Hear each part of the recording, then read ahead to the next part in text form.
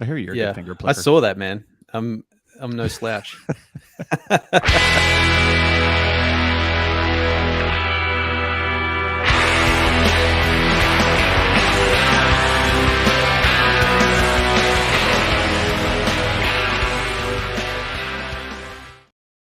Hello and welcome everybody. to Oh no, a no, you go. podcast. What You now? go, go on. Episode I mean- 43, you decided to take over the intro. I've done it twice, man. I've done it twice before. I'm pro. I only realized that fucking episode 42 we could have done. There's the fuck got us demonetized first 20 seconds. Awesome. Well done. We should have made a Hitchhiker's reference. Although this is the real 42, isn't it? Because we actually is. deleted one of the episodes. So today is episode 43, but it's actually 42. Don't tell anybody, but yes, this is actually 42. The ultimate answer is contained therein, I guess. What is the missing episode? Is it? It's like in the 30s, right? 35, I think. Yeah, I think 35 Let's we just- didn't do. All right, At some special occasion, let's just go back and do 35. That's a good idea. Yeah, That's it's a good idea. 35. It says F in the We'll chat. keep that for one in our episode pocket. 35. For the chat for 35, that's right. So what's happening? Well, I mean, we've just been sitting here talking about coming to America, and The movie? I was going to say the Eddie Murphy. Love that movie. Null coming to America. Yeah, it was a reference to that, but Null coming to America. What he's going to do, how he's going to write it off on tax, hopefully. So I'm like, how many conferences can I string together? Hey? They have to be making money in order to write it off first. Isn't that like a problem? Well, you can in Australia now. You can write if you make a loss in a year, you can actually claw back tax from the year before. So I'm like, how much money can I lose this year, baby? Yeah, that's a strategy. Let's see how it works out for him. I like it. Yeah, go out with a bang, right? That's right. Yeah, YOLO. Whatever. You look like ass today, man. You look like slapped ass. Not just ass. It's been a very trying 3 months. Would be my review of the last 3 months. Just so week nice and early. I want to get it out of the road nice and early. Thank you everybody for joining the podcast. I see we've got 5 people in the chats today. Thanks for coming. If you aren't already, to all the listeners on the podcast version of this, follow us on Twitter, GameOfNodes_, and like and subscribe to our channel. Fucking hashtag Please. Marketing. Yeah, hashtag fucking. Let's ramp it up. It's going. We need that. And if you feel like it, do the just advertise on our behalf, because we don't and we're shit. So that's right. That's some good marketing, though. You know it's crypto winter when we actually say something on this podcast about. I was going to say, is this the Christmas episode? Technically, it is. No. We've been drinking mulled wine or some shit. It is Christmas. Next week we should do an end of the year wrap up episode.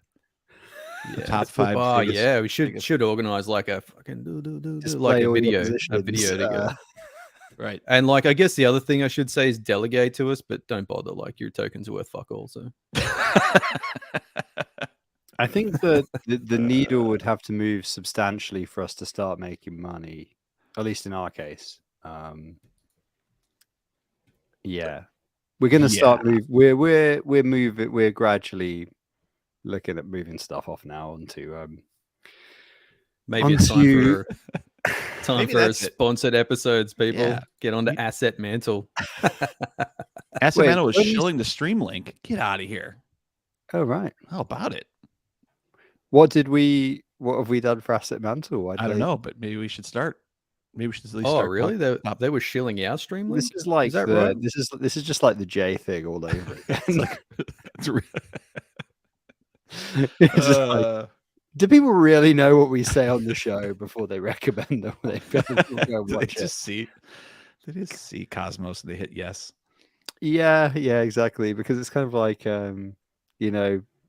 was it? Do not ask for whom the bell tolls. Something tolls for thee, right? That's right. We're something sledging something sledging thee. There you go. There you go. They're not even shilling our link. They're full of shit. So who's this bullshit jobs person who's running around following everyone? Your government stole our lives and forced you to destroy the biosphere via 3 to 4 billion bullshit jobs or to die of poverty. On our stuff? Yeah. We got a lot of followers. They followed my account the other day as well. It must be because somebody mentioned your rant about bullshit jobs, and they have a Twitter bot that follows for that phrase. Yeah, it's totally a bot. They're following 10,000 people. Yeah. Sure. Well, it's also Graeber's other book, isn't it? His other big book. Bullshit Jobs? Yeah, he wrote Bullshit Jobs. It's a thing. It's basically all about how in most schools, in a lot of schools of economics, they went, oh right, it's kind of natural that as soon as we get to the point we don't need additional labor, we'll just stop working. That was like the assumption that a lot of people made. Like John Maynard Keynes was saying, like I think it was literally like 1935. He was like, "Hey, by the end of the century, it's gonna be fucking great. Everybody will work a 3-day week. We won't need all that much shit. It's gonna be fucking magic. People can have much more time for leisure. We'll probably be doing loads of arty shit, whatever. It's gonna be awesome." And then obviously that didn't happen because what instead they did was filled the world with jobs that don't really need doing. And that is a very inaccurate summary of the entire book. Okay. Welcome to Game of Nose Book Club. I did the intro again. Bow. Exactly. I was just thinking of like bullshit jobs that people are doing without being asked in the cosmos, and I was just like decided to hold my tongue. Isn't it? Overwhelming. The thing actually that funny ones. The thing that is like perennially like in a bear market, nobody's making money. It is what it is. But the thing that's really surprised me, I mean, maybe it doesn't surprise you guys, but like, is the amount of things that have come out since the kind of bull run has ended, and now we're into a bear market about people who were basically working, pretty much for free on like not like just. I mean, and this is actually not to say that it's okay to work for free in any regard, but the. Not just like Discord mods and things like that, but like people who are doing actual work. Not really getting seeing much back given the massive extent of that bull run. Anyway, whatever. Yeah. By the by, it's funny times in the cosmos. Funny times in the cosmos. That's what I'll say. So, I'm probably the only one today that's not actually aware of what's on the spreadsheet. Wow. That'd make two of us. Are we going to talk about is that why my only edits are mine? Yeah, Noel's off surfing or whatever. So I'm guessing biggest news of the week is Sif, right? Just disappearing? Just deciding to just pop smoke and just fuck right off. It's just like, I'm going to head out. I'm done here, boys. I've had enough of your shit. See you later. I'm going surfing. Chain's running, but I'm leaving. Yeah, it's just like you'll do it just fine. I'm gonna let you guys handle this. I'm out. Maybe their shit got repoed. Like maybe someone come and took their servers out of the rack, and they're like, "Yeah, you're not paying your bills, boys." That happened a few years ago to a co-working space. It was either in Liverpool or Manchester. I can't remember. I had some friends that worked there, and apparently the repo people just arrived unannounced in the middle of the day. And just started taking stuff, and people were like, "Whoa, we will sublet. That isn't. You can't fucking take that. That's not owned by the building." And the repo guys were like, "Well, we're taking it." And then there was basically a big brawl, but it was like these repo guys versus like nerds. Let's say 3 times their number in nerds, and nobody came off well.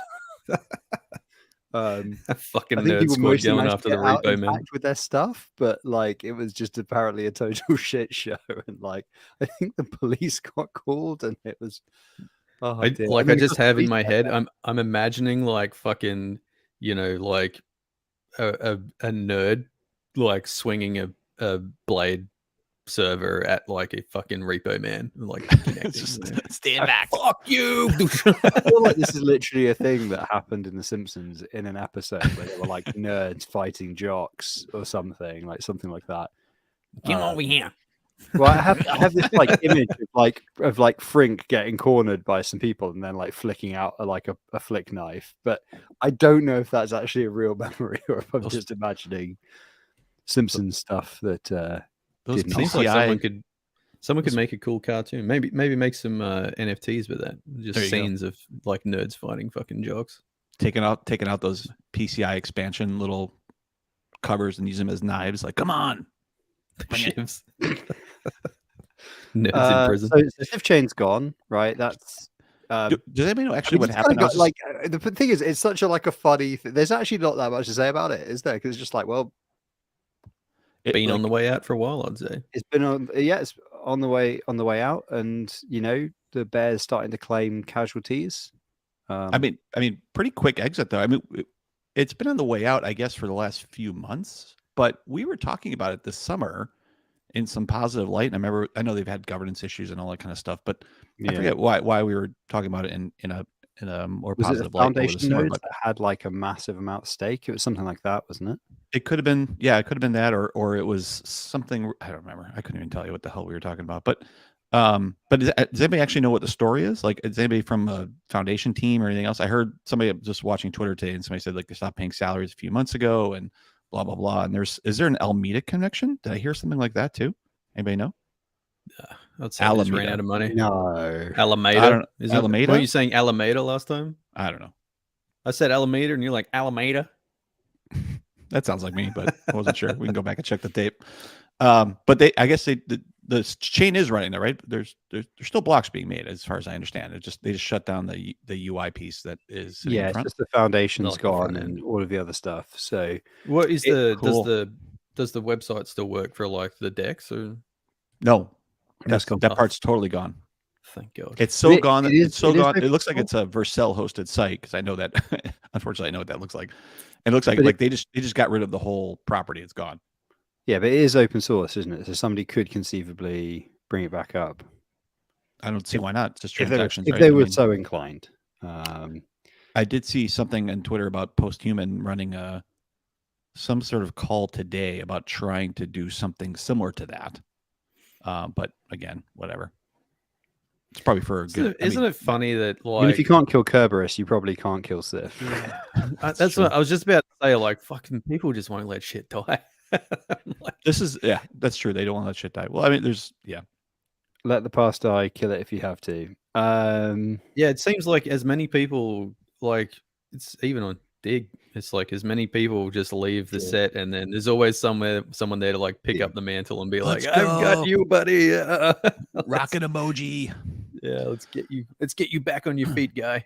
Yeah. This was I mean, if we should have had a little bit. This is terrible to say. Maybe I shouldn't say this. We should have had a little death pool around chains. What would have gone? That's awful to say. I should have thought about that before I said it. But we could have done that. Like, what was that? That was a Clint Eastwood movie, right? Was that a Dirty Harry movie? Death pool. Yeah, where like they had the celebrities and the people were betting on who would be dead first. But we could have done that on Cosmos Change. But that's really morbid. So you know how there's like platforms where you can just bet on like fucking anything, right? Like, they just there's like platforms where you can just bet on basically anything. They've just got pools on fucking so much shit. Like, if there's something going on with the Royals or something, they'll be like, oh, let's make a pool about who's going to do what or whatever. Anyway, so have you like looked at have you looked at no, well, this is a multi-part story. Have you looked at SGE, that betting platform in the Cosmos? Six Sigma. Yeah? Yes. Yeah, Sigma 6. So they should do that instead of just being sports. They should have like user, submittable like pools. They are. So they're going to do that. Like, are they the books? Yeah. Because I think I'm not sure when the user submittable piece will be, but they already have built the structure around where users can be the house, so they can actually create their own odds on specific types of things or specific bets they want to take odds on. And they did change their name, I believe, because I think sports was in the name before, and they got rid of that. Or now I think it's a Six Sigma. They just did it like just a little bit ago. Oh, did it? Because it was Sigma 6 Sports. So was it like? Sigma I think they rebranded that a bit to get away from just the sports piece of that, where they can have the opportunity, at least down the line, to be able to do whatever. Or I could be wrong. Sigma 6 anything at all. What they might be doing, Noel, is that they might have Sigma 6 it's Six Sigma, not Sigma Six, but it's Six Sigma Sports. It might be like a sub brand under a larger umbrella. So they might keep it sports just for that, but then they have like maybe something else where you want to tip, where you want to bet on, where you want to bet on chain deaths. Yeah, chain death. Well, Will's Kerberos die third quarter, fourth quarter, first quarter? It will not. It will not. In the comments, at all? Fuck no. Ben Davis says Kerberos is the Keith Richards of Cosmos mortality. So I'm guessing, totally. I'm guessing that's one bet that we don't have to guess at. Oh my goodness! Such a culture-rich fucking. I love it. The memes are strong in the bear. That's the so between Ben and the Fray, like there's just fucking so much culture floating around here. There's a lot of culture floating around. There is. I want to introduce some more culture. Last week, I realized I was quoting from the Graeber book, and I wanted to intersperse it with some bullshit from the Drill book, but I forgot. So I'm gonna read. You've missed your fucking opportunity, bud. You can't just. I'm gonna read just reach back tweet. into the. I'm gonna read a random Drill tweet. So I've flipped to a random page. It's in the category named God. Let me just grip my fucking pillow. Yeah. This tweet, I don't know when it was sent. I should have checked. It says, I narrowed it down to the Church of Scientology and the United States Marines. Whichever one allows me to jerk off more wins this tiebreaker. That's the Drill tweet of the week. I quite like that. I like it. So we've also had a comment from Lil Gaines in the YouTube chat saying, bros. Welcome, Lil Gaines. I haven't seen you around in the chats before. Welcome. Bros, like the boy band. Bros. Did you see that? Did you see that documentary from a couple of years back? It was totally insane. It was like a real life Spinal Tap. Oh, I think it's Bros. It was very, very good. Anyway, it's called Bros When the Screaming Stops. I would highly recommend watching it. Go in cold, and you'll be like, "Who are these people? And how do they not realize how just badly that?" It's amazing. Anyway, Bros, what do you all think about carbon credits? We talked about this for hours earlier. Regen is bullish on this stuff, on this shit. Actually, no, why did I just censor myself? I swear all the time. What do you mean Keep Regen is bullish about this stuff? That's like their entire existence is that stuff. Like, is there raison tetra? It's kind of like implied by the chain being about it. That shit. No. Yeah, carbon credits. What do we think? I mean, it's heavily in use here in the U.S. It's used away from in a lot of different industries. I think it has a limited lifespan. So I guess it's the airdrop of it's the airdrop of renewable energy, meaning like it comes up with a way to be able to try to entice some sort of change in behavior, but it's still basically clearly unknown if that's going to be enough. Right. So look, I think to discuss the benefit of like the carbon credit shit, you have to like understand where carbon credits come from. And carbon credits are like crypto. They're just made up shit. So my mate has a farm, right? A lot of my mates have farms. And basically like he was someone like one of these carbon credit people were like trying to recruit his farm. Mm-hmm. And they come out and they like do an assessment on the farm and they're like, oh, your carbon in the ground or whatever is fucking this, right? And then they're like, we can contract you. We think you can produce this amount of carbon, and you have to like contract the amount of carbon that you can produce in a year, right? Yeah. And then I don't know why fucking the Fray is like laughing so much, but then like this is so weird. Like if your property doesn't produce that amount of carbon, and this is just these people coming around with their test tubes, you don't know what the fuck they're doing. But if you contract to a certain amount of carbon and then your property doesn't produce that amount of carbon, you have to like buy the carbon off some other prick to give it for your contract. So it's really weird. And of course, like then, you can get back in Australia, like a few years ago, they had a thing where you could like get carbon credits for like changing your fucking light bulbs to LEDs and then like sell them to the carbon credits people. Sure. Yep. It's it's a whole heap of weird shit. It's unreal, isn't it? Yeah, I suppose. Is that the reference you're up? I was wondering why you're just losing your shit over there. I'm like, I'm talking just about carbon around credits, man, as testing. well. Usurpers, it's the airdrop of environmentalism. It is. That's exactly it what just it is. cracked me up. It tickled me a little bit. Yeah. I was like, is it a scam? Was it? Remains to They be don't seen. have great regulation. Yeah, so We're getting real questions in this episode. I really like it. Yeah. So man, the other thing is like, so carbon credits are really, really, really specifically like a stopgap thing as well. There's the whole thing of like how credible they are. Mhm. A lot are not credible. There's also the thing of like what they actually are doing, because obviously a lot of people do carbon offsetting. Well, there's a carbon offsetting is obviously different than carbon credits, but like carbon offsetting and all that kind of stuff. You know, a lot of these kind of, we can still continue doing what we were doing, but just throw some money at the problem solutions. A lot of them tend to have some hidden drawback that doesn't address the underlying problem, would be what I have gathered, not being an expert in the field, but knowing people who do work in, like, actually know a lot more about that space. And they uniformly seem to say, be very careful. I will also say that there's obviously been some investigative journalism on the subject of greenwashing in crypto and green crypto, and the conclusions from that stuff were not particularly flattering for the industry as a whole. I'm incredibly. You can't save the planet by getting rich. There you go. There's the sound bite, right? If you're making money off trying to save the planet, it's probably not saving the planet. You're probably actually making things worse. That's just because you can't in life. You don't really have your cake and eat it, right? man, you can continue the circle jerk. You can fucking buy some feel good credits and like burn them. Yeah, that sounds familiar. It's just a fucking circle jerk. So and I'm also like really like, I was very down on these carbon neutral fucking things for the chains as well, because half the chains have like people who are spread around the world and then fly to a bunch of places, and a lot of that stuff. Null 2023. Some of that stuff is now being like calculated into that offset, but initially like some of it wasn't, and the methodology again, like, and it's also just like, it's just guesswork and fucking. Yeah, if you're a general purpose smart contract chain like Juno is, like, is it the core team? Is it the validator set? Is it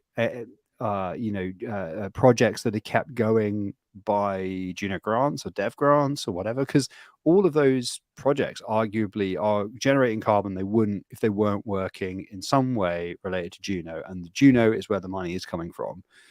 So that should be a part of, if you were a shop, right? Your Null's fucking, what do you buy, Null? Beer. You're an off license, right? You're an off license owner, Null. You've got your beer, you've got your Castlemaine 4X or whatever it is. I don't know what's a beer that's commonly drunk in your bit of Australia. Let's just, well, I'll tell you what's not drunk. Fucking Foster's. Well, I mean, I guess that, but Crownies. Yeah. Oh no, man, Crowns are shit. I know that, but that's good. Right. Yeah, no, you're right. Like 4X Gold's a mid strength. A lot of fucking people drink it. I don't know why. Okay, yeah, so 4X. So you've got your 4X, right? And you a lot. If you're a credible offset for a mid-sized organization, like one bigger than. This is why the off license is instantly a bad choice. I don't know why I use this analogy because it's so small, but let's say you have a chain of off licenses. There you go. Okay, now we're back in the business. You would look at your supply chain and you would be offsetting the stuff that is required in your business as usual, right, to be credible. And you'd be encouraging your suppliers to do the same. Like, it's all part of that same process, because like, fundamentally, if we just offset to where we are right now, we're still fucked, because we actually need to go negative, and we need to go negative by a pretty massive amount. This is why we're all fucked in the grander scheme of things, because we're clearly not doing that. Nobody's doing that. Governments aren't doing it. Businesses aren't doing it. So it's all kind of wanking, isn't it? Really, I kind of think it's all a massive fucking waste of time, and don't bother. That's my honest brutal. I just fucking. It's a nice idea, but like as soon as you take a step back and you go, well, it's even if it's credible, which is dubious, even if it's perfectly worked out and the methodology is fantastic, which is possible, it's still like, whoa, and it's not. And the carbon credits is just such a tiny part of it. Like you're better off degenning to the maximum, like on fucking seal clubbing coin, right? Like you get yield when seals die. SCC. Fucking give me that coin. Give me that coin. Get me rich, lads. Then spend all your money lobbying the government to put in meaningful restrictions on, say, I don't know. You basically like the majority of flights are taken by a very small number of people. It's all those management consultants who work for like fucking McKinsey or whoever, right? Lobby the government to give people a budget for airline travel, like for personal business, right? Most people take like 1 to 3 flights a year max, right? Most people would not be affected if you gave people a budget of air miles. They would be like, oh, right, well, I go on holiday once a year and I go see my mates and I'm kind of cool. And all those fucking management consultants that fly across the world when they could just get on Zoom, done. Right, so that's what you should do. You should club seals and then stop management consultants from flying, and that would do much more for the environment. Or just make them pay more, right? Like I've had 20 years, 120,000 plus miles on airlines. Like there's no reason that, and all that's business based. And is there a reason for those every one of those trips? Absolutely not. So what? So like the more you fly, the more you pay. Yeah. Like I can see there'd been a pretty good market for fucking fake IDs. Yeah, right. And going back to this idea, isn't the whole idea originally of the Cosmos in 100% reverse of this? Like having a million chains of 1,100,000 validator sets and blah blah blah. Like I understand DPO, like we understand obviously proof of stake versus proof of work, but the idea of having 1 million chains that are all independent, that all have separate validator sets, that means there's 100 servers that are running, obviously, for each one of those chains, blah, blah, blah, blah, blah. Nobody was worried about it then. So I'm assuming ICS and Mesh can help with that, but still, like even away from that, then everything should be a freaking contract on one chain. Like if you really want to be serious, like, so it's a tough yardstick to then be like, oh, what are we doing about carbon credits in the Cosmos? Well, the whole thing is built around the opposite of that. Look, man, at 1 million fucking chains, I would say that I love that stat. That's always makes me at 1 million. I would say even at that point, the amount of carbon being produced by the Cosmos would still be fucking negligible. Like those servers are running anyway. Like, assess your own operation, do the calculation, find out how much carbon you're using, go outside, plant 40 trees and shoot the rest in cows. If you stop them farting. Use AWS because they are in Europe 100% renewable last time I checked. So I think OVH is like green friendly as well. So fuck your AWS. Shove it up your ass. Yeah, put it in Google. I mean, don't use AWS in the bear market. You'll go broke. If you're not already. We're at the going broke stage. So anyway, like getting off carbon credits, that was a great conversation on fucking carbon credits. But anyway, so I don't know how this wasn't like first up on the list. And before I go to it, the Fray, I've put a lot of fucking effort into making my audio better today, and I haven't had one backpat. Yeah. Your audio is very good. You've met the standard of the rest of us. You've met the standard. Congratulations. What a fucking cookie, because you finally joined. I want a fucking cookie and a hand job and a glass of milk. Anyway, it's a Chris Rock thing, right? The cookie probably. Tardigrade's NFTs raises the point that, hey guys, what's your take on all the name services being launched in Cosmos, and why would they affect Juno Dens DNS? Yep. Yeah. But also then immediately backed up with that, it says from Barnacle Rodeo. Barnacle Rodeo. I like that name. Name service Thunderdome certainly seems like that on Twitter right now. Yeah, a lot of shit talking. Don shilling the shit out of Stars stuff. Imagine that. Well, yeah. I mean, it makes sense, doesn't it? Like the if Stargaze can capture that market, it makes a lot more sense within the context of their roadmap, right, where they want to go. And if Osmo capture that market, it makes Stargaze's life pretty difficult, and Osmo get minor utility for all their DeFi shit. So you can kind of see why they would be like fucking slinging shit like crazy. Plus But the whole Kepler integration piece. Is it a fair fight though? Like, I don't know. Like, only one of those two has a giant freaking banner in my Kepler wallet out of nowhere. Yeah, but I think, you know, people so the DID spec, which is mad. I think Sporthy's in the chat. Sporthy knows very well about the DID spec.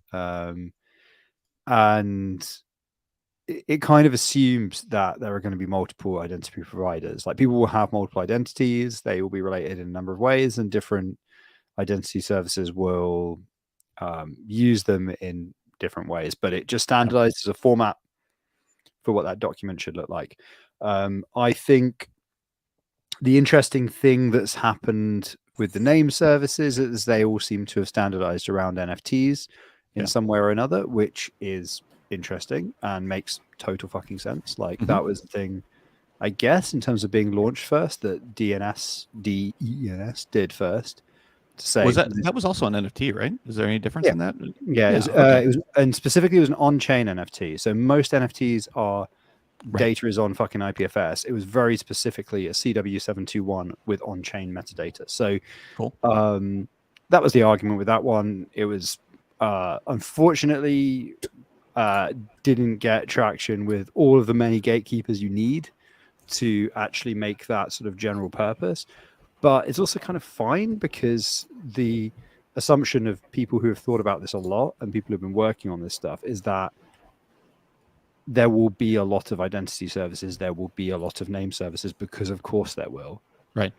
So thunderdoming it doesn't really make sense. You just got to like build the tool that makes sense for where the users are, and then use that one. And naturally, over time, some will find niche and some won't.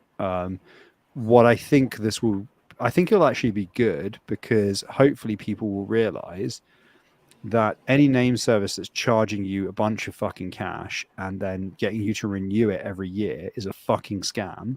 And you're not going to fucking mint Elon Musk and then have him come along and give you $1 million for it. That's fucking stupid. And if you mint Nike, you're obviously not going to, like, just the use of names as speculation is kind of dumb. Well, that was the argument with ICNS versus some of the Stargaze stuff. Was ICNS at least tried to tie it to another authoritative source, although I wouldn't really consider Twitter the right. Well, it might be the right one for right now, but they should have a couple more than that available. Stargaze is tied to Twitter as well. That's the whole point. No, it doesn't. No, Stargaze is just one per address, but there's no tie to anything else. You can mint whatever the hell name you want. Yeah, but you can then attest that your Twitter account is your Stargaze name. Okay, I don't know that part of it. Yeah, I think the biggest bullshit out of all of this is fucking people advertising in Kepler. Yeah, that's bullshit. Yeah, that is bullshit. I think we can all agree that bit is bullshit. That's a bit. I mean, and I don't understand how this works, because if I did register my Stargaze name because it was just first, and as a validator it was in there, and Jorge and I were talking about it. But can I get a .osmo on both chains? Doesn't that work? Because on Stargaze I do get like a .osmo, and doesn't that also work on ICNS? Isn't it the same kind of like dot at the end? And how the hell do I get two? I guess it depends on the integration, right? They're just smart. So it's going to, yeah, but it depends on the integration. Like, into what are you putting .osmo? Like, you know, I've got to. That's even worse. Someone has to implement it. Yeah. So, yeah, it's going to get fucking confusing. So if I register one address on if I have a name and I point at one at .osmo on one chain, I point at .osmo on another, then based on the source, it might go to one address or the other. I guess so, right? Because decentralization. Yeah, it would be. Cool. Yeah, I mean, if you did it to the Kepler one, then it would go to the right one. If you did it to the other one, it would go to the other one. Yeah. Fun times. That's fun time. So it's and that routing is not my decision. That routing is based on whatever source is using whatever that DNS name, right?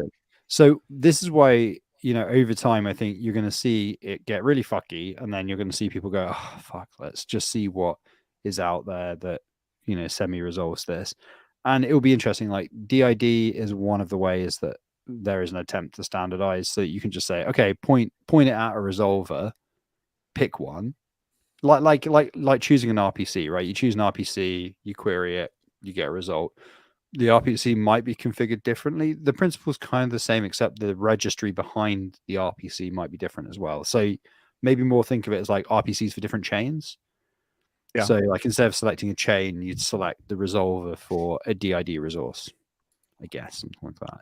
Yeah. And what if that means then a source that might use that? So if I'm trying to register, or if a source is looking at that DNS name, I'm guessing they might have primary and secondary. So if I'm not registered in ICNS, but I am on Stargaze, then that might not work. It's like so the other thing with like DID is is although pretty much every field is optional, for it to even be vaguely useful, you need to provide a co-located public key. So that makes it straight away like better, because you're just like, okay, well, I have a PGP key here, or I have an ED 25519 or whatever, Yeah, that's how everybody refers to them. That's how everybody refers to them. Yeah, I know. My mom's 25519. Whatever happened to star names? They're still around. There's nobody. I mean, I have one of those too somewhere. I think it's like I guess it's a matter of what services use it. Where that was the whole vision of that, right? Yeah. Well, it just turns out never followed through. I guess if you implement it as a smart contract, you can iterate way fucking quicker. But also, like, you kind of need like interchain, IBC functions to be able to use it from a ICQ and everything from a native chain. Yeah. Like, we're really only getting to the point now where you can actually use a name cross chain from a contract, but I mean, just in time for the bear market and everything to fall apart. But why the fuck couldn't everyone just like come up with a standard and just use it? Like, I mean, well, the W3C did. That's what DIDs are. So. Yeah, but then not everyone was on board, and fucking other people are just trying to rug other. But I just, Ben Davis says, turns out wallets really matter. I mean, honestly, yeah. As much as I'm not crazy about this ICNS thing, I don't really like the Twitter integration, and honestly, I'm not really crazy about broadcasting out the relationship between those two to specific wallets. But that is true. Where now they have the advertising spot, right? How much of the Cosmos uses Kepler over like Cosmos Station, and like basically, the move for me, for example, is I don't want it like linked to any of my actual wallets, so no one else can get the name. Like, I'm just going to buy it and link it to a burner wallet. Yeah, right. And then never use it. Like, yeah, like we have our Stargaze validator, like, but that, which is fine. That's only a Stargaze validator wallet. But the other ones, like ICNS, like to Twitter, I don't know what like validator wallets. We have personal wallets. We have core wallets. Like, I don't know. Seems kind of. I agree. Yeah. It seems like and also your name for the interchain, like this branding is really like, this is the chosen.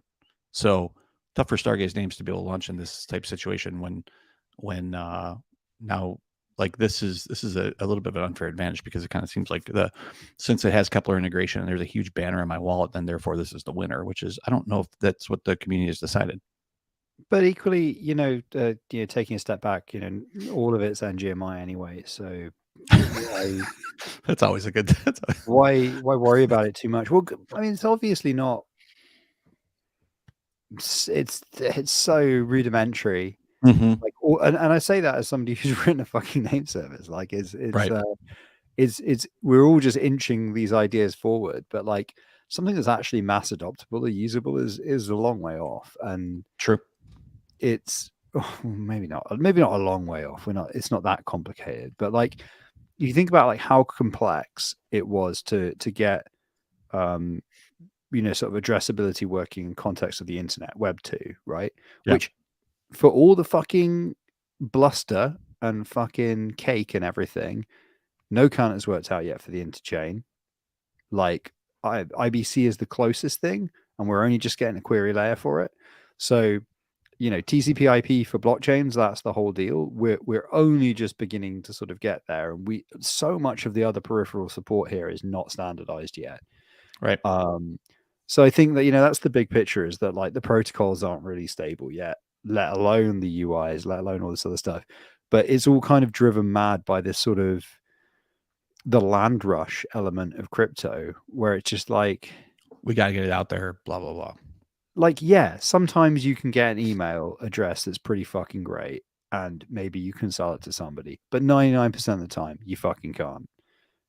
Yeah. That's the point. When we get to that point, then you'll be like, yeah, these, because that's the thing. Like, when you think about it, something like DID, the spec is just going, instead of like null@gmail.com, it's going like DID : null : some DID this Gmail : null, right? It's just a universal globally unique namespaced identifier. It's the same as a fucking email, like, because W3C, they know about namespacing, they know about global uniqueness. It's not that hard to come up with a strat for that, right? But it's all the other shit which we're just, we're a long way off on it. So but yeah, so what's the GON, what's the Game of Nodes official on this name service thing? Doesn't matter. YOLO. Yeah, meh. I think YOLO is where we're at. I mean, we're actually writing version 2 of name service at the moment, to be rebuilt with DIDs and some other stuff. Sporty's actually been doing some of the work on that. Cool. Which has been cool. It's me dragging my feet and being shit and tired. Shout out Sporty, keeping the boat afloat. Shout out to Spoo, who may not still be in the chat. So yeah, I think it's still an interesting problem space, but I would think that I used to work in RDF. I think that addressability is really important and really fun and whatever. And if I get to work on it, I kind of just always like chipping away at it as a problem, but I don't anticipate we're going to have things solved anytime soon. One point, this Swarthy just said DIDs kind of force you to decouple identifier from identity, which is, let me rephrase it. DIDs kind of force you to decouple identifier from identity, which is true. I also think that the identity problem also exists. So I don't want to take that away, because the name service thing is useful, but it's not identity. But identity is another great problem to solve. Which I don't think this is what. Well, that's where Web of Trust stuff is, which is really interesting. That is, I'm honestly, that it's fascinating. If we come back to like this idea, or like we've been talking about, like valid use cases and all those types of things, that is the use case to solve. That use case, that somehow this technology and kind of shared trust and decentralization, that if that problem can be solved in some sort of way, or chip away at that problem, I think that is the killer use case here. Yeah, I mean, that's the one that I kind of, if I had to say where my heart is on problems that I'm really interested in, addressability is always the one, because I spent too long working in RDF and linked data, and I kind of like the idea of computers talking to computers, and just being able to navigate between that as a user. Like the idea of RDF and linked data as a machine readable layer for the internet, I think is one of the most powerful ideas that never really happened that I've ever heard of in computing. And as a graph data freak, I'm like, wow, that's cool. I think there's a lot of room for remodeling the interchain around a graph or network model and thinking in that way, but we don't have a query layer yet, and we don't have a protocol that's stable for doing that yet. And I don't think the Cosmos SDK in its current form is going to make it. So the question is what we're going to build on for the next version of these protocols. I would hitch my cart to something like CW SDK at the moment, but it's obviously very crazy early days, so I don't know. Yeah, don't know. is the answer. But it is, but like Sporty said, the separation is important, because then you can do things like progressive privacy, because you can create any number of names from any number of wallets, and you can do the attestations for the DID and say, oh, it's this public key, this whatever, and you can. They're functionally separate things. They're separate smart contracts. But having the two work in concert, where one is trusting the other to say, I am this document, that's where you can, as a user, sort of say, well, yeah, okay, I am actually going to reveal this is my DID.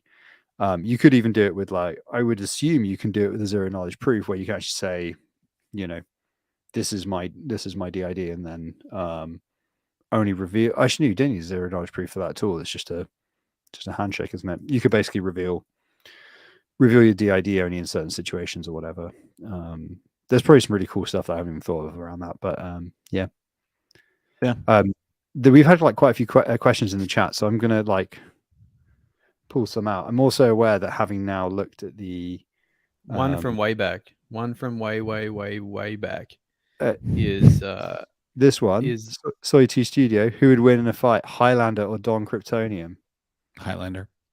Yeah, man. Fucking. Well, what kind of fight? Like, what kind of fights? I don't know. Don's pretty ripped, but then like Highlanders rides bikes too. Yeah. Maybe I'm not giving him credit enough. Oh, yeah, Highlander rides mountain bikes. He's like doing pull-ups and push-ups every day. So. Yeah, he can kick. Yeah, like a fist fight, or like a intellectual battle, or like what kind of fight we're talking? Anyway, so going way back, and this has nothing to do with what you were just talking about. Okay, good. Perfect. But it is relevant to, like, stuff we should be talking about on today's show. Unless the comments related to the subject that we were just talking about. I can go back to this. Well, should we just finish going through a few comments? Yeah. Do your comments. Yeah, please. Rama said Ben Spoke or Bolter as beer brands. Oh, so it wasn't related to what you were talking about. Yeah, various other people said Highlander. The consensus in the chat seems to be Highlander on that last one. I guess this is from the conversation earlier. Sporty said, is the fray preaching effective altruism?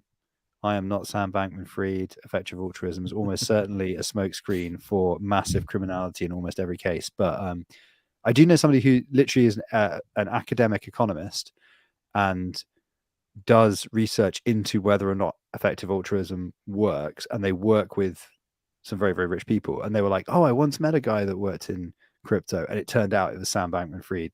They told me this at a wedding in the summer, and I was like, who's Sam Bankman-Fried? And they were like, it's that really big FTX guy, the effective altruism guy. I was like, yeah, to be honest, I don't really read crypto news.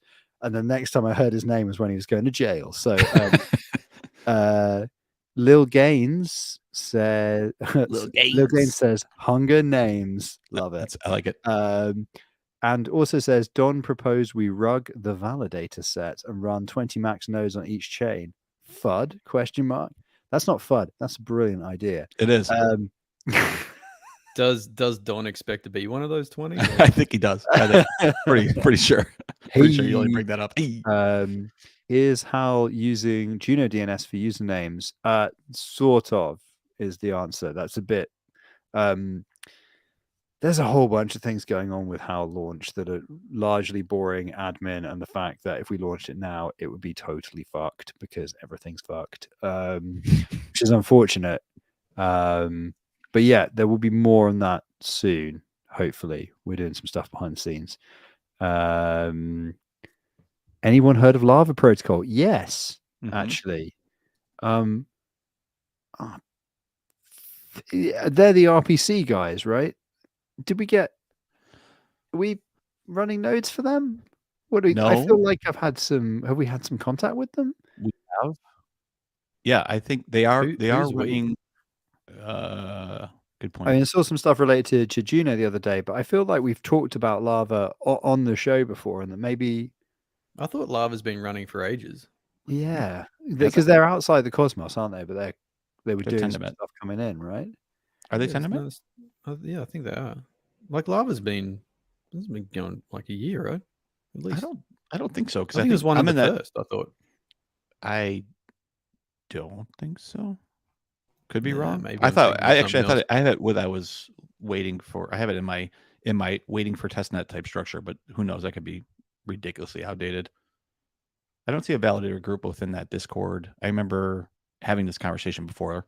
4,300 people on their Discord. So fair enough. I think it's early. Yeah, so that might not be live yet. Ben says names without privacy are pointless. Yeah, basically true.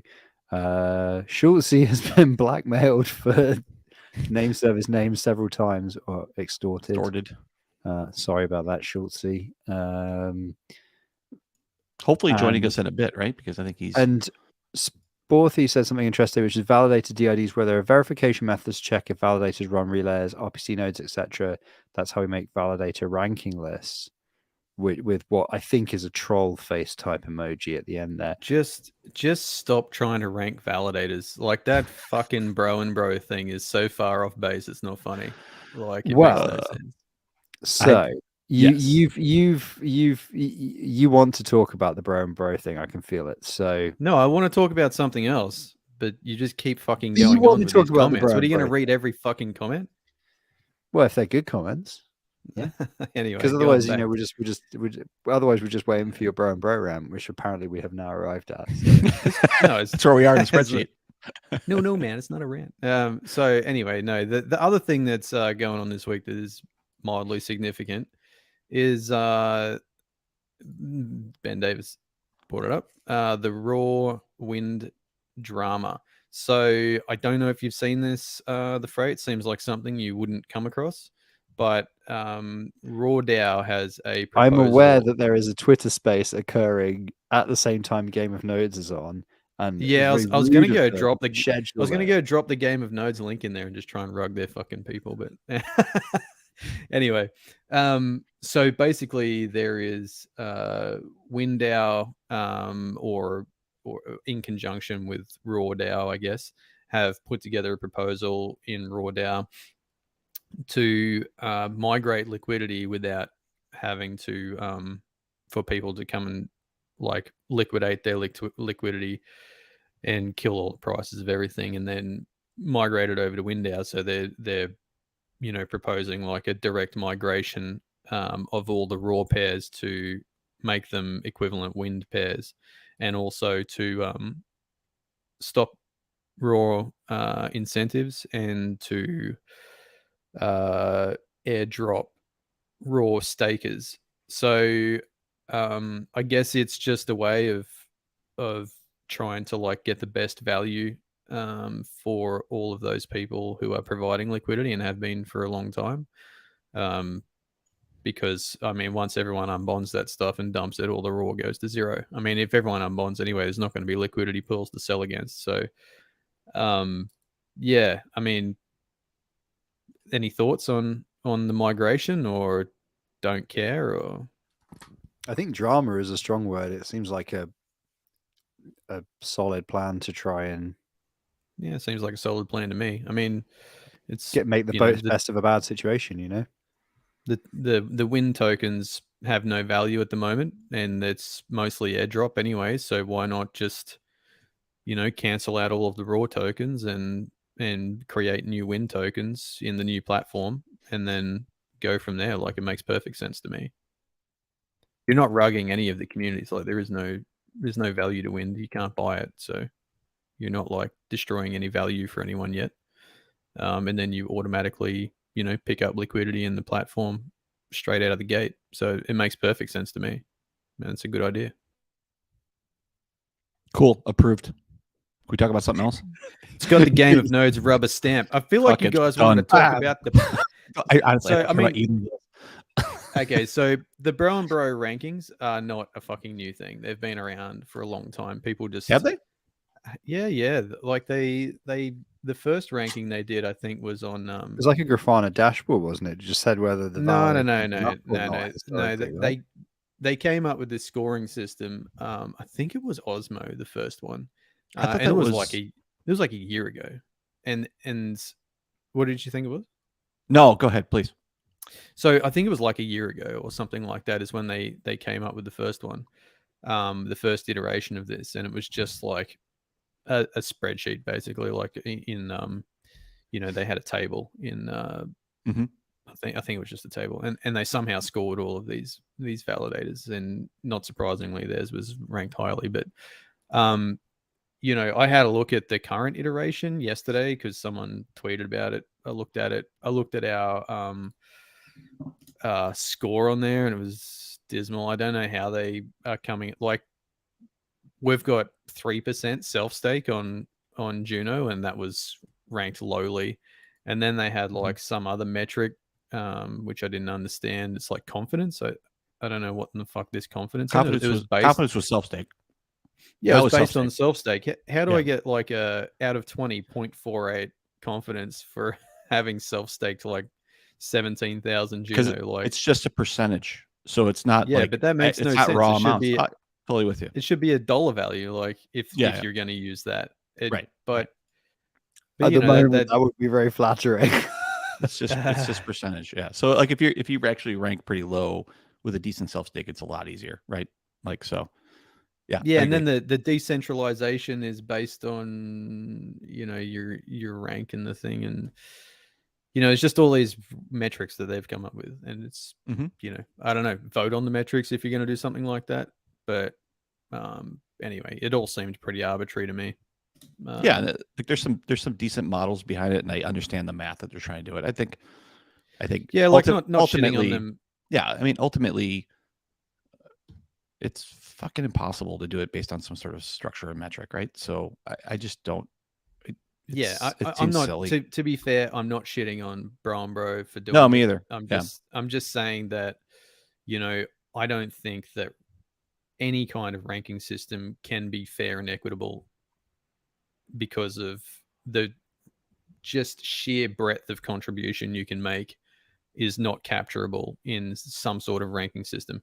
And like when, like, it's not even like, that said, we are trying to do that, not ranking, but score validators as the delegation sub-DAO, right? And it's an extremely difficult task coming up with the criteria to be fair and equitable to capture everybody's contributions appropriately.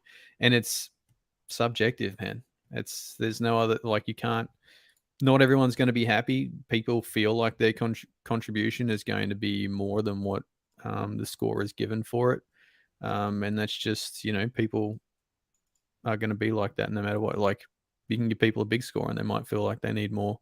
And then, because everyone looks out for number one, I guess, but just trying to like be fair across such a broad range of contribution is a pretty difficult task. And to score it equitably is a very difficult task. So I don't think you can pick it up with like 3 or 4 metrics on a ranking system, and I don't think any ranking system will work. So, yes, maybe the problem is that we need a ranking system at all. And well, no one asked for it. Well, no, but the point is, it's a failure mode, isn't it? That's why a ranking system has happened, and it's a failure mode, and probably the fact that you can play politics to get more delegations than technical competency is an indication of what's actually going on here, which is that gradually in proof of stake, validators have become representatives of the community in some way, shape, or form, which is what many people, us included, on this show, we talked about with Prop 16, which is that it kind of looks like we're heading towards validator set as some kind of elected, pseudo-elected, mob-elected, financially elected, I don't know, like some sort of thing, because a lot, especially from the people on the show as well, I think we all have at least one chain when we have a significant foundation delegation, which is effectively being put into a position of voting power by an unelected group of founders. So I mean, it's one of those weird things where it's crossing a lot of different metaphors, isn't it? Like, it's crossing the streams a bit, where it's like, well, but is this actually a governance system, or is it actually just an economic system, or is it actually just about the chain's integrity. And, you know, once you take double, you know, we were talking last week about whether or not we even need double signing penalties, right? Once you take double signing out of the picture and you take downtime out of the picture, you don't really need technical competency anymore. And that's like, so if you take out the technical competency, then then it's like, oh, okay, it's probably fine that it is just a political contest to be a validator, right? Yeah.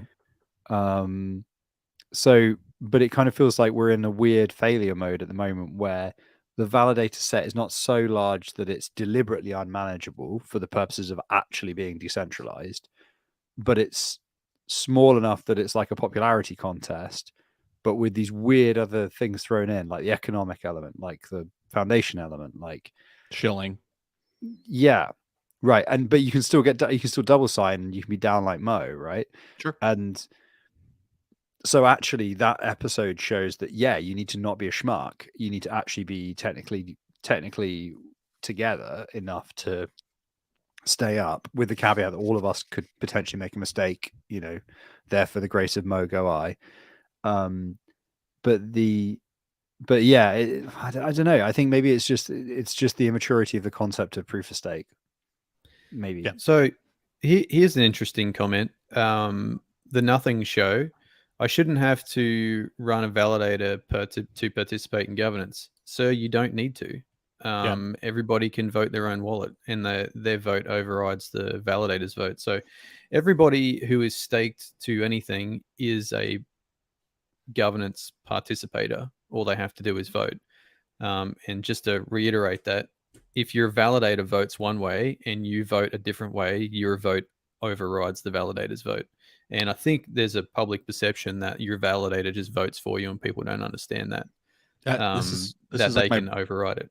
This is like my problem with the Cosmos governance is like I think that idea and the way people are so concerned about how validators vote totally breaks the whole governance structure. Like I don't think that the Nothing Show, that comment is not unique, and it's a real problem, right? Like validators, like this whole idea that validators vote non-voting shares, especially if you have a percentage of the ecosystem that doesn't know that their vote counts or can vote, even makes that situation worse. So I just think it's just a broken model. And I think the underlying issue with that is I think the concern with people saying that, oh, validators should vote that, is that if they took that away, nothing would pass because it would never pass quorum.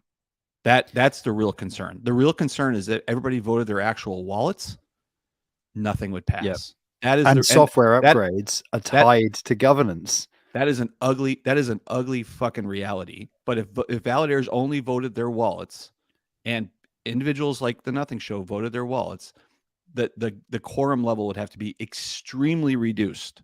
And that is a bad look on the Cosmos. That is the underlying thing of it. But then the thing is, again, it may be there are other proof of stake systems where they don't require a governance vote for software upgrade. And once you take that out of the picture, then lower quorum doesn't seem like the end of the world. Right? I think it's fine. I don't think there's a problem with a quorum issue. I think it's just a bad look. Like I think that's all it is. I think it's just branding. I don't think it's an actual problem. Like if people who care about it and want to vote, then they should vote. And validators have some carry big wallets, and some don't have anything in here, right? So if they don't carry a vote, like that's my big issue. Is you might have a top 10 validator that has literally nothing in their own, no personal tokens, no validator tokens, but they might carry 4% of the vote. That's why. That doesn't make any sense. The Nothing Show says I did not understand that. I think wallets being able to vote their own tokens. Nothing against this person. I think that is. I think that's a pretty large issue, right? Yeah, so there've been a couple of other. You are not alone. There is a common misconception that never really gets clarified, and just in relation to the reaching quorum. So a lot of times during votes, usually comes from founders or like chain bulls, right? But I see the metric a lot of the total vote percentage. Like they'll say like, oh, like 80%, 87 point whatever percent of the vote power was voted in this you know, proposal. I think that's disingenuous to be saying shit like that, because that is 80% of the total VP is voted, yes, but more than likely by the validators, not individual wallets. Like, if they're going to put statistics like that around, they should be saying the percentage of individual wallets that, yeah. Well, they should say the percentage coefficient shit. Then you could have 70%, 40%, 50%, whatever VP be like 10 validators or less. Exactly. So they should use a metric more like percent of wallets that voted. Yeah. But I mean, a lot of those wallets probably have fucking 0.01 token. You know what I mean? Yeah. So there's some other good comments in the chat related to this discussion. So Barnacle Rodeo says, flat staking distribution across validators with true random block proposers. So the flat staking distribution is a really interesting idea, which, going back to November 2021, which feels like a fucking ice age ago, I remember having a conversation with the other Fray about, because in the context of T-Grade, right, which they've subsequently launched and doesn't have a staking module, it has its own system, but about how you would do weighted, and we've talked about it on the show before as well, and with Ethan when he was on, about how you could sort of like level off stake, right? A very simple way is just to put in an anti-handler and say validator set number divided by 100 divided by validator set number is the percentage. If above that, then can't do any more. Intercept the delegation transaction and say, no, we're not going to accept that one. Which I think is possibly what Ben Davis was alluding to there with filtering makes more sense. But yeah, there are also people have done some thinking on flat staking distribution, how you do that either programmatically or via other mechanisms. It's a quite interesting discussion, but it's a bit it's a bit of a rabbit hole. True random block proposers, isn't the Tendermint proposer random? It's not. No, it's based on VP. It's based on VP. Oh, of course it is. Because you make more revenue if you have more VP. So on at least another network that we, or a couple of us, validate, it has a leader election. It's distributed proof of stake, but with a leader election system like you commonly find in a large distributed system. And as a result, you can predict roughly how many proposals you'll make in a given period of time, but the proposer is actually not random strictly. I think it might be round robin actually, rather than random. But it's not random because I thought you could actually predict who's going to be signing. You can predict. I think it's round robin, isn't it? Because you can predict, and yeah. But there are other chains like Hollow Chain, I believe, also has a leader election system and is random. Yeah. In order to do random election, you have to do some different things to Tendermint, but there are a lot of merits potentially for doing that in exchange for the complexity you get in other areas. And I personally am a fan of introducing more randomness at that side of things, like a larger val set with random election of leader. Why are you saying there's advantage to having random elections of leader? Because have 10% of VP, I don't give a fuck. You still make the same. Yeah, because you would still make the same. I mean, from a commission reward perspective, it doesn't matter. Yeah, right? but in terms of like blocks minted, it does from a VP perspective, but it doesn't matter how many blocks you sign. Yeah. So, but like, what's wrong with one validator proposing more blocks? Just because that's like fucking centralization. Like, there's literally obviously like the way randomness, like everyone has to agree. It doesn't matter it's who not proposes strictly the distribution isn't even in randomness. I am aware of how randomness works as well. Like, are you? The Drunkard's Walk is a very good book on randomness if you want to. Very, very interesting book. There's a great anecdote in it about how this guy who's like a professor corrected like the teenage child's maths report on this particular problem, and then their maths teacher was like, "That's wrong. That's not how randomness works." And then they had to go along on parents' evening and be like, "I'm a researcher in randomness." So it's unintuitive, but you're fine. And they're like, "I've got a maths degree." And they're like, I know, but you probably haven't studied randomness in this particular sub context. And it was something like that. Anyways, it was a funny story. So somebody else said Barnacle Radio again said no abstain votes. Yeah, I'm not sure if that helps. I don't know if it helps the valid. I mean, no when a validator votes abstain, it's their VP just comes out of the voting pool, right? Yeah, so we voted abstain on the most recent prop on Juno because I just don't really think it needed a prop, to be honest. And I think our delegators should vote if they have a feeling on it, but I don't really give a shit about. Shouldn't is that shouldn't the it be the Bitcana one? Yeah, I was just like, so it's already like implemented, right? It's just advertising. Yeah, so. it kind of felt like a prop permissionless, for right? marketing, you know? Yeah, right. And I was just like, okay, fucking abstain. Like, it's not quite a spam prop because they built something and fair game to them. But I'm just like, why are you asking me? Like, delegates can vote on that one. Yeah, like the funny thing is if people say they don't want it, then what are they gonna like remove it? Or? Yeah, like if it votes no, what happens? They're not gonna like back it out, right?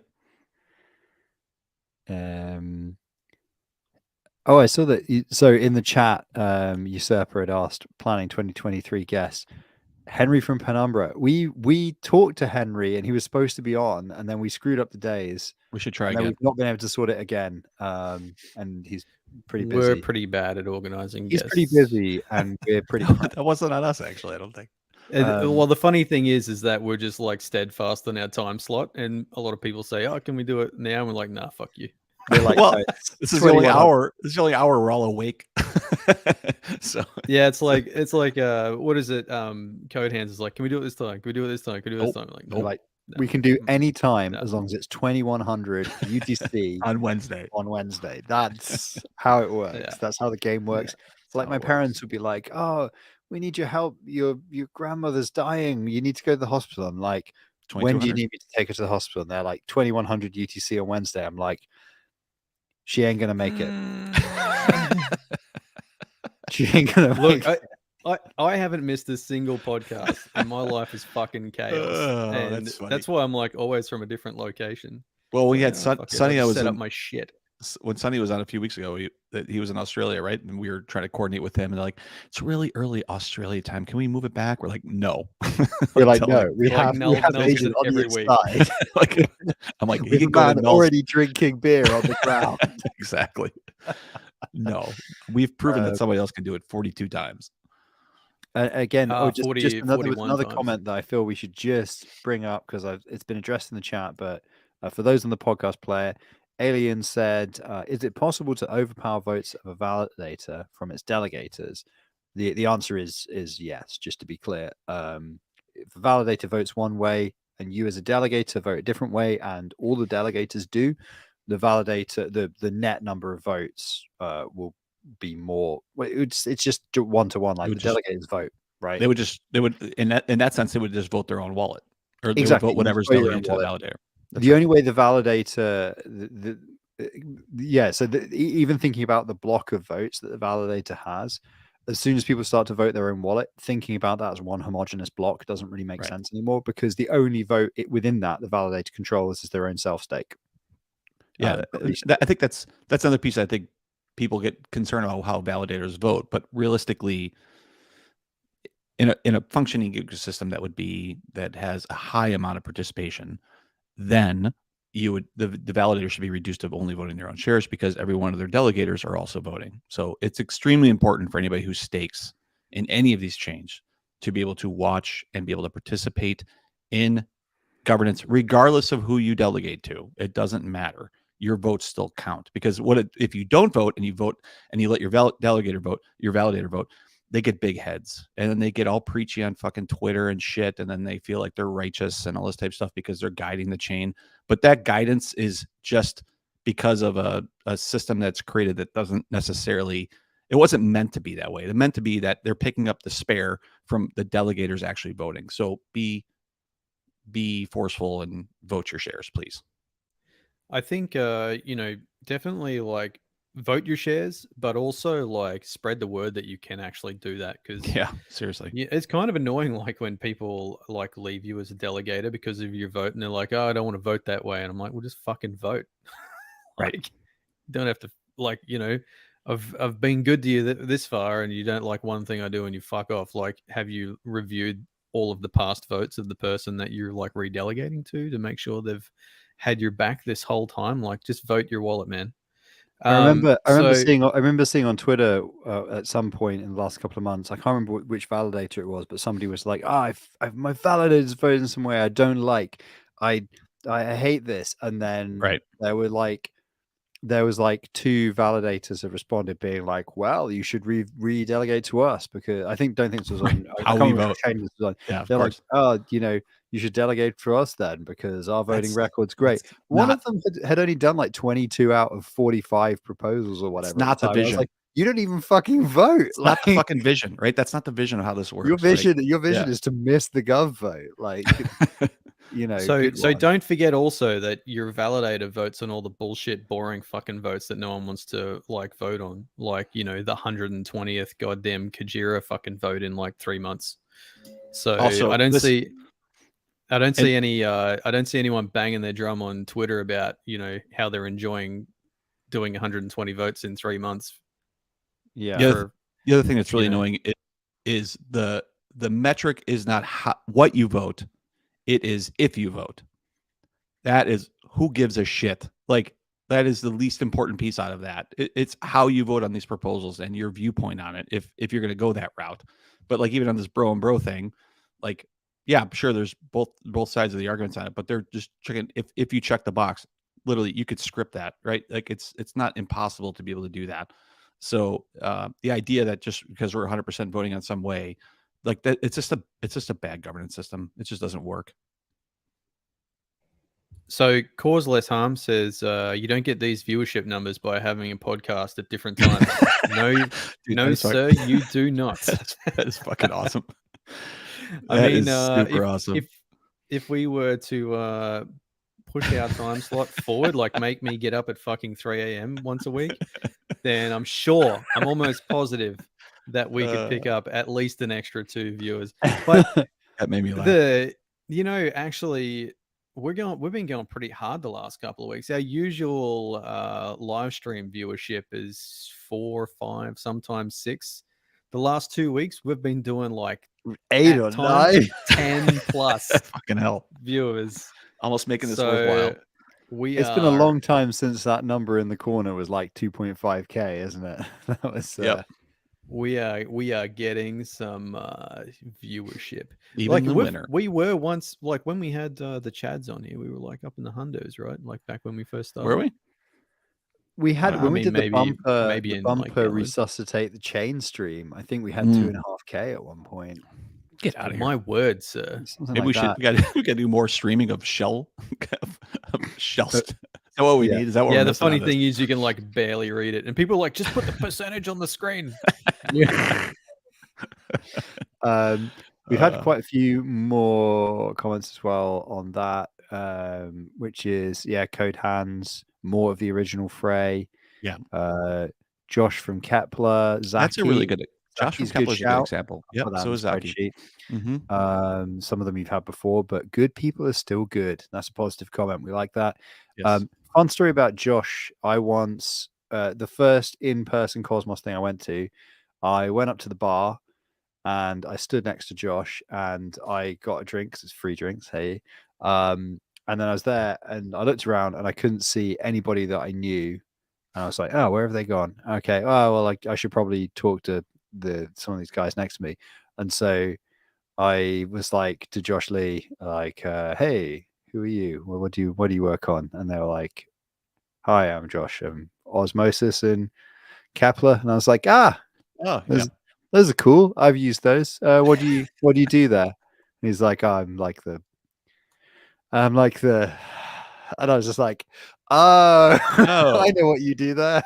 Oh, so you you run run the it. fucking show. Oh, That's so you what run that it. sigh is. It's just like, I really should do my research. This goes to show, like, so now if you ever watch an interview on Game of Nodes and I actually can address questions to a person, you know I've done my research, because in real life I am unscripted and a complete moron. We've also Cause Less Harm said Ekez and Noah from Dowd. We could almost certainly get those guys on. They're good. Zeke. Yeah. Is there a project called Ammonia? No, that's what you get at the end of the harbor process. But Schultzy said Anoma. Yes, you're in that, aren't you, Schultzy? You're doing Anoma, Namada. I should. I haven't spun it up yet. So yes and no. Groove Namada, is that what it's called? No, Namada is something else. Namada is the testament name for anima. Oh, okay. Fair enough. Gotcha. Very, very exciting. Ben Davis says just halt a chain and the live stream reviving. That's a good idea. Live stream the reviving of it. We could just, to be fair, we could just launch a blockchain on Game of Nodes. It would be pretty straightforward. At this point, done so many testnet launches, we could probably Please make a don't. shit chain. We won't be able to fucking kill it. We'll be just trying to like bury the thing and be like, oh fuck, I got your back. You can't kill Game of Nodes chain. Hey, look, people who've seen episode 1, which was back in like February or something, they will know that at the time I was going hard that we should launch a meme chain called Doge and Wasm. So, and that's why the logo for Game of Nodes is the Doge with the dickhead sunglasses. Not completely off the table. So, hey, look, if we'd launched Doge and Wasm back in March, we'd be millionaires. Not, I mean, like the surprising thing is that Chihuahua was like, "Oh my god, I've never heard such a good idea in my life." So Chihuahua were watching. They were like, genius. Yeah, but Dojewasm would be T-wasm, right?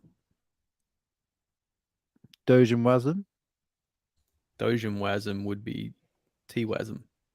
Well, back in March, it would have been X-wasm, wouldn't it? Huh? Huh? Huh? Yeah, no, well, I'm saying now. I'm saying like now. Oh, now if we did. You would have to like next level it now. Yeah, I guess so.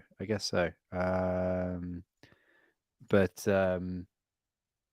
before we go, because we're almost done, right?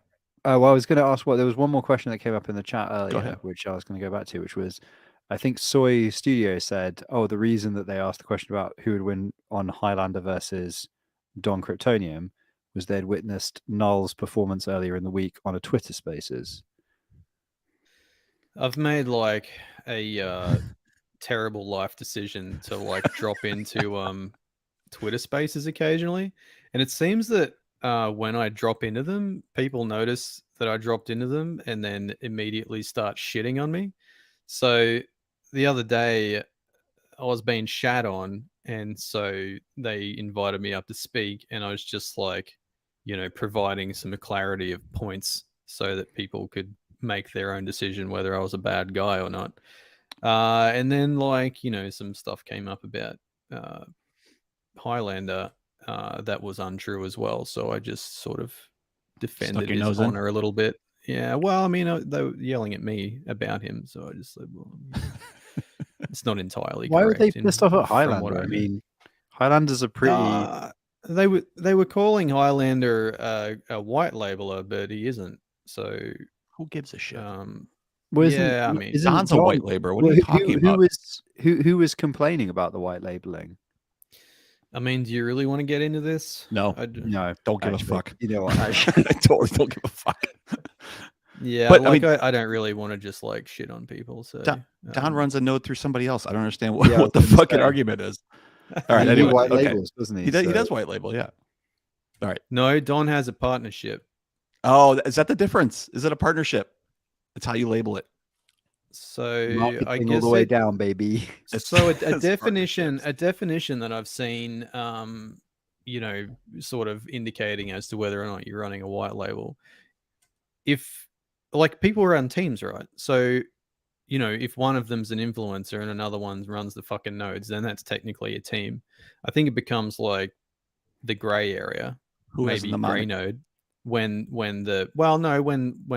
one of the team is also running other nodes, then you're not a team. You're white labeling and you're splitting revenue.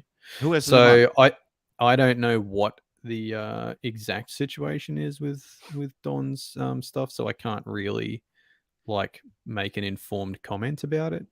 But you know, when Highlander and fuck, I have no idea how to say his name, Quafake or whatever. He was on the show, you know.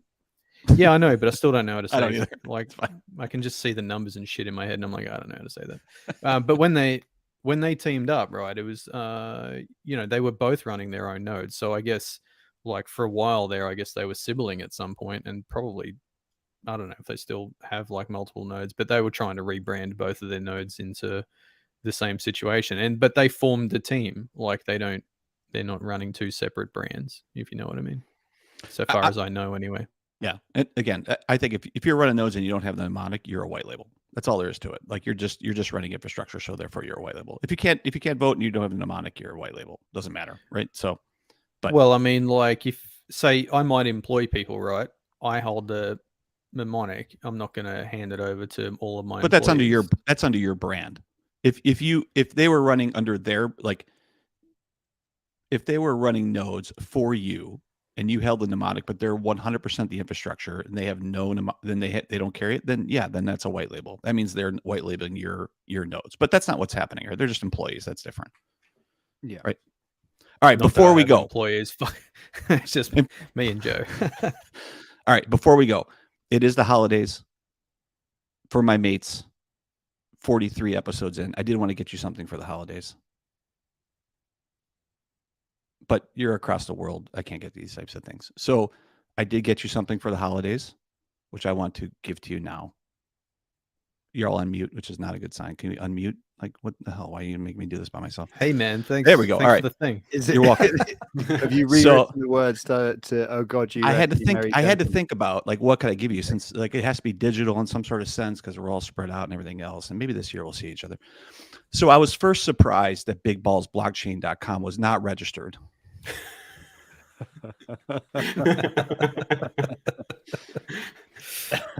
So I did set up. That's a clear indicator of I did set up a little bit of a redirect. So nullmames, the dash fray, and Schulte at Big Balls Blockchain does come to your email, so you can feel free to give that out to partners and your attorneys and your CPAs and other loved ones to say nullnames at bigballsblockchain.com will come to you.